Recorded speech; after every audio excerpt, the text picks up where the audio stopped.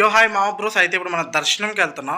ఏందబ్బా వీడు ఇంటి దగ్గర నుంచి ఎలా వచ్చాడో అలాగే వెళ్తున్నాడు, ఫ్రెష్ కూడా అవ్వకుండా అని అనుకుంటున్నారేమో.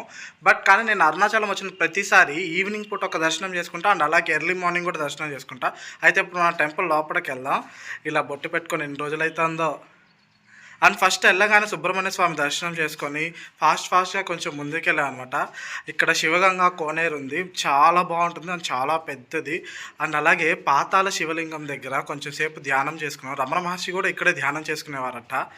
అండ్ అక్కడి నుంచి కొంచెం ముందుకెళ్తే నంది ఉంటుంది. వావ్ మ్యాన్, లిటరల్లీ ఎంత గంభీరంగా ఉంటుందో సూపర్ ఉంటుంది. అండ్ అక్కడి నుంచి ఇంకొంచెం ముందుకెళ్ళిన తర్వాత బల్లాల గోపురం దాటంగానే మాకు చాలా పెద్ద క్రౌడ్గా అనిపించింది. సో ఇంకా చేసేదేం లేక పక్కనే ఉన్న కాలభైరవ స్వామి దగ్గరికి వెళ్ళి చాలాసేపు కూర్చున్నాం. ఆల్మోస్ట్ మేము టెంపుల్లో 3 అవర్స్ టైం స్పెండ్ చేసాం. అంటే లైన్లో నిల్చొని కాదు, ఓన్లీ టెంపుల్లో అలా నిల్చాం. అండ్ మీకు ఎదురుగా కనిపిస్తున్నది బ్రహ్మతీర్థం అండ్ అక్కడ బ్రహ్మలింగం కూడా ఉంటుంది. ఆ దర్శనం కూడా చేసుకున్నాం అనమాట. సో మా టైం బాగుంది. ప్రదోష వేళల్లో వెళ్ళాము. ఊరేగింపు జరుగుతూ ఉంది, చాలా మంచిగా జరుగుతూ ఉంది ఊరేగింపు. నేను ఎప్పుడు వెళ్ళిన ఈవినింగ్ టైమ్స్లో ఇందుకే వెళ్తాను టెంపుల్కి, స్వామివారి ఊరేగింపు చూడొచ్చని. సో ఫైనల్లీ అయితే మన దర్శనం కంప్లీట్ అయిపోయింది. సో బయటికి రావడం జరుగుతుంది. సో ఇక మనకి ఇక్కడ నుంచి గిరివలయం స్టార్ట్ చేయాలి.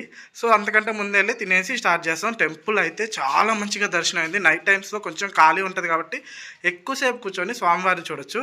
జై శ్రీరామ్.